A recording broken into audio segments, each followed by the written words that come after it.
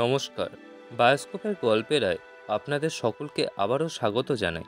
বসন্ত উৎসব ইতিমধ্যে দরজায় কড়া নেড়েছে, তাই আজকে আমাদের গল্পও বসন্ত উৎসব নির্ভর। আজকে বায়োস্কোপের গল্পেরায় আপনারা শুনতে চলেছেন সার্থক রায়ের লেখা গল্প জীবনের রং। তাহলে শুরু করা যাক। গ্রামের নাম মাধবপুর। শান্ত নিরিবিলি একটা গ্রাম, যেখানে কারোর বাড়া ভাতে ছাই দেওয়ার মতো কেউ নেই, বরঞ্চ আছে পাশে দাঁড়ানোর মানুষ।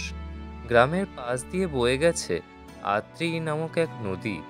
গ্রামের এক বৃদ্ধ একদিন রাস্তা দিয়ে হেঁটে যেতে যেতে ভাবছিলেন যে সে কি করলো এতদিন তার সমগ্র জীবন ধরে।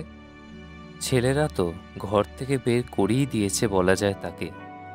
এতদিন ধরে মাথার ঘাম পায়ে ফেলে পরিশ্রম করে নিজের ছেলেকে যেভাবে মানুষ করেছিলেন, তার প্রতিদান সে কিনা এইভাবে দিল। বৃদ্ধের নাম রাধারমণ শিকদার। গ্রামের সকলে তাকে রাধাখুড়ো নামে চেনে। গ্রামের প্রত্যেক বাচ্চারা তাকে খুবই ভালোবাসে। রাধারমণও যেন গ্রামের বাচ্চা অন্তপ্রাণ।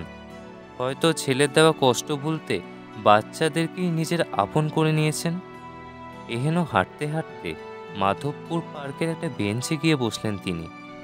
আজকে দোল পূর্ণিমা, সবাই কত মজা করছে, কিন্তু তার জীবন থেকে তো কবেই রং হারিয়ে গেছে।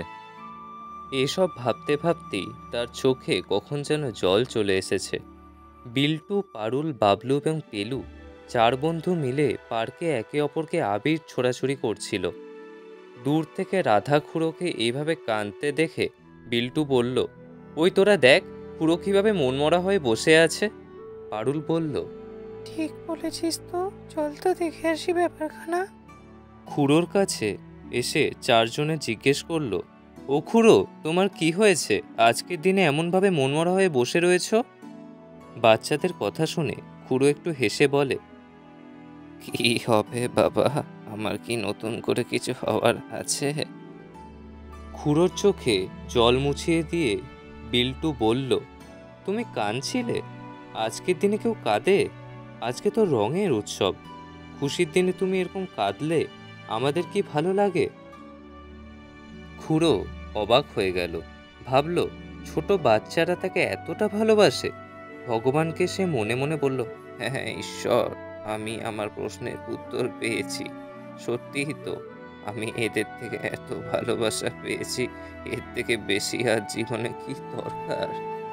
বিল্টু বলল, খুড়ো, আজকে আমরা তোমার পায়ে একটু আবির ছোঁয়াবো। খুড়ো হাসি মুখে সম্মতি জানালো এবং সে উপলব্ধি করলো জীবনে তার পুনরায় যেন আনন্দের রং লাগলো।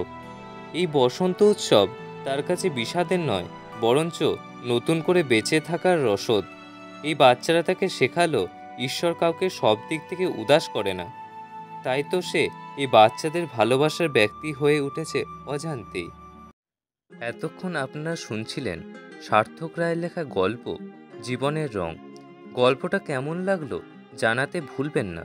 আপনাদের গুরুত্বপূর্ণ মতামতই ভবিষ্যতে আমাদের আরও ভালো ভালো কন্টেন্ট আনার ক্ষেত্রে অনুপ্রেরণা যোগাবে। গল্পটা যদি ভালো লেগে থাকে তাহলে লাইক, কমেন্ট এবং শেয়ার করে দেওয়ার অনুরোধ রইল। সকলে ভালো থাকবেন, সুস্থ থাকবেন এবং সাহিত্যে থাকবেন। ধন্যবাদ।